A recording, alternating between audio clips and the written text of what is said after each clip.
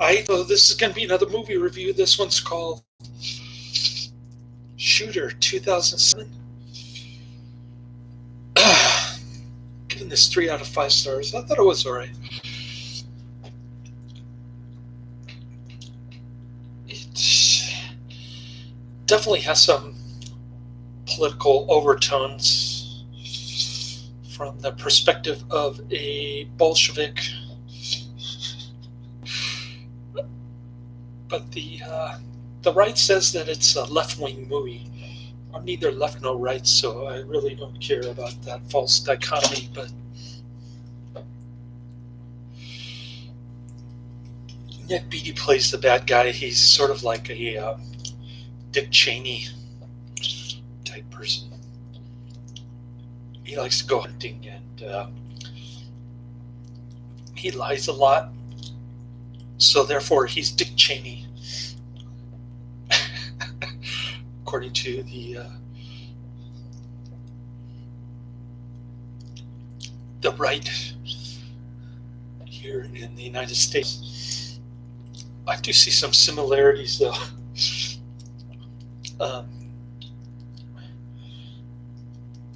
Don't know if it was intentional, but what really ticked me off was Michael Peña's Che Guevara t-shirt. I hate it when movies display people in Che Guevara t-shirts, especially if they're the protagonists. Michael Peña plays a good guy, FBI agent, if there is such a thing. and Marky Mark plays the disgruntled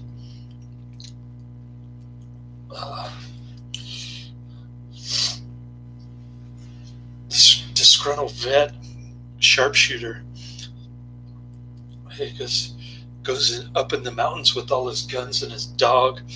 Kind of reminds me of my coworker. Wants to do that. Anyways, he's in Ethiopia with his buddy. His buddy gets killed. He starts wondering why he's in a useless war, which is understandable. I would ask that question if I was fighting in Ethiopia. But then Danny Glover, the other bad guy besides Ned Beatty, he tells Marky Mark that the president is about to be assassinated, and they want to know what goes in the mind of a sniper. So they bring him along. He says the assassination will take place in Philadelphia based on his sniper expertise. And sure enough, the Archbishop of Ethiopia gets shot in the head, which doesn't look realistic from that distance. And Marky Mark gets framed as the actual assassin by Danny Glover et al. So the black helicopter's chasing him around. He gets shot a couple times by a rogue cop who's working for the bad guys. And he ends up in Kentucky, where he meets his dead comrade in arms, his wife, widow, there, and she kind of reluctantly agrees to take care of him, stitch up his wounds, even though she's like a school teacher. So she does a good job. She's got some kind of physical attraction to him. Maybe that's why she believed the story that he wasn't the actual shooter. I don't know why she trusted him. There's a lot of plot holes in this, but I'll get to that later.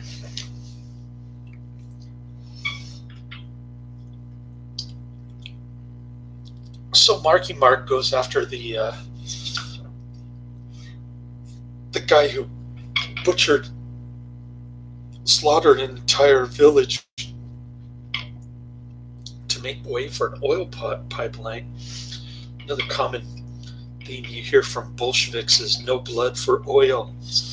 When they protest Republican presidents, of course, they never protest Democratic presidents. They're in Bolshevik San Francisco because they like Democrats, the Bolsheviks. So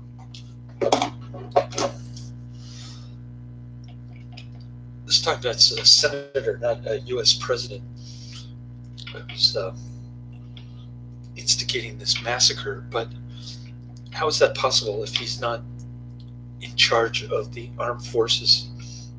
Another plot hole. How is a senator responsible for a massacre in Ethiopia if he's not in charge of the armed forces? That's another lingering question that this movie doesn't answer. And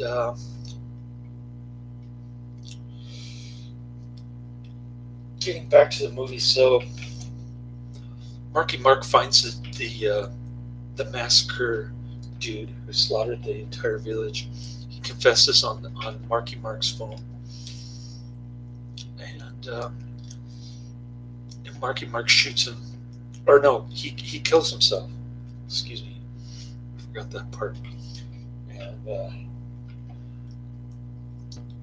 then all these black helicopters and G-men close in on Marky Mark. He enlists Michael Peña, the nice guy FBI agent with the Che Guevara t-shirt, to kill all the G-men, which they do. They meet with Ned Beatty, Danny Glover, and the other bad guy who's raping the widow. She's actually not bad looking for a white woman, though. But they kill the bodyguards.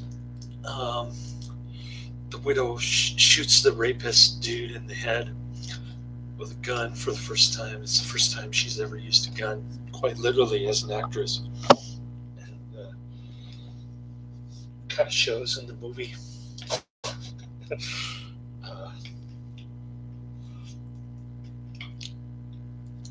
Then a bunch of helicopters scoop down Marky Mark. And here's another plot hole. I don't know why they arrested Marky Mark and they let Michael Peña go scot-free. That part was never explained, but then they're in a room with Danny Glover and the Attorney General. Marky Mark proves his innocence, so he's allowed to go scot-free.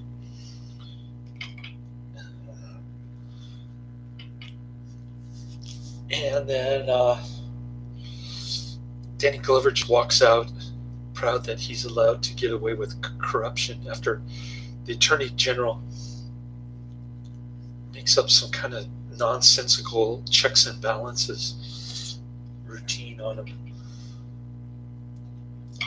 So that's the movie in the nutshell. I don't want to spoil the ending, but there are a lot of cool explosions in this one. I thought, oh, cool, this is going to be another government conspiracy type movie, my kind of flick, but when all told, the right-wing criticisms of this movie being a left-wing movie are somewhat true, although I'm not neither left nor right. I could really care less, but the political correctness kind of ticked me off. I thought they could have come up with more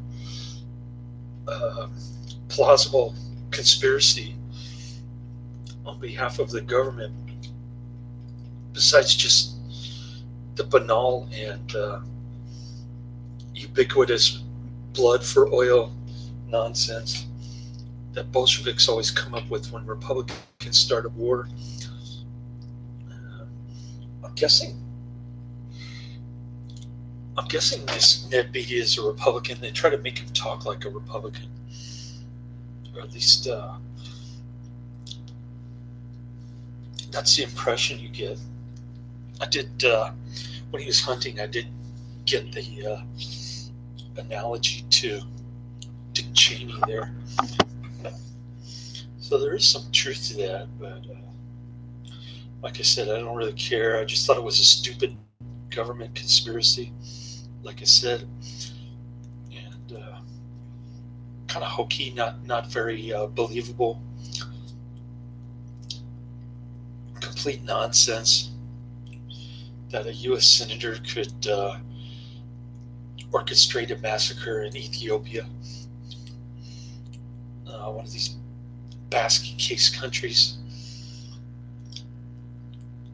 But I don't even know if there's a U.S. Army base in Ethiopia. Anyways, disappointing, but it did have its good moments at times. Mark says that he doesn't like the presidents, he doesn't like the senator.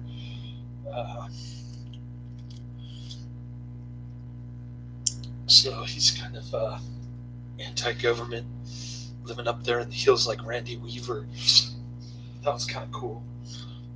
But then they kind of tempered it with the Ned Beatty character, whom I didn't like for a different reason. And anyways, I don't know why Ned Beatty retired. He was in a lot of high-profile, big-budget movies like this towards the end of his career. But yeah, I'm going through the Ned Beatty stuff. I've got one Lee Frost movie to watch. Then I'm going to watch Harry L. Novak box office international movies. I've also got a couple more DVDs. I don't remember the names, but I know Ned Beatty is in both of them, or at least I think he is. So that's what I got lined up for this weekend. Took a couple PTO days from my part-time job, and my former boss, I stopped working for him on Friday.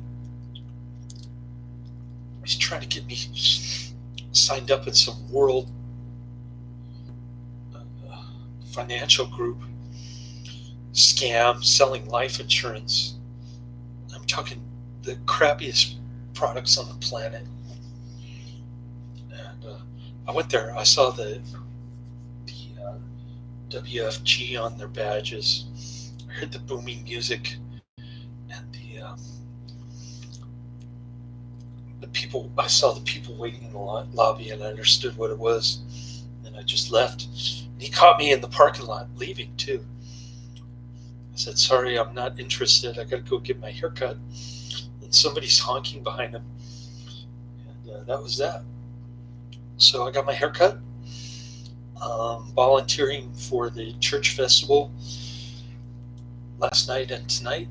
I'm going to take a little nappy poo. If I wake up early, maybe I can do some more movie reviews. Making good time because I skipped that 2-hour ridiculous meeting in San Jose. Those World Financial Group crazy people. And I'm going to see him on Monday, but he's going to be in a different department. So if he persists in trying to sign me up in the scam, I'll just tell him, look, this is the worst product on the planet. You're not going to make me do a deal with the devil, no matter how much unlimited income potential it provides. So I don't want to make him look dumb, but I'll just tell him there's not a snowball's chance in hell that I'm going to work for that company. And that's it. So it saved me a couple hours, making pretty good time. If I wake up early, I'll review another Ned Beatty movie. I don't have the movie name for you off the top of my head, but I guess I'll surprise you next movie review when I do one, either today or tomorrow. Probably tomorrow. Laters.